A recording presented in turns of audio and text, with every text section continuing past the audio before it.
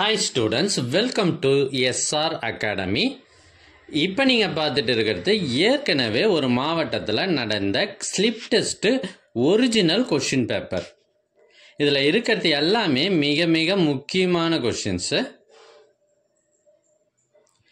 எங்ககிட்ட இதற்கு முன்னர் பல்வேறு மாவட்டங்களில் நடைபெற்ற ஒரிஜினல் கொஷின் பேப்பர்ஸ் நிறையவே இருக்குது.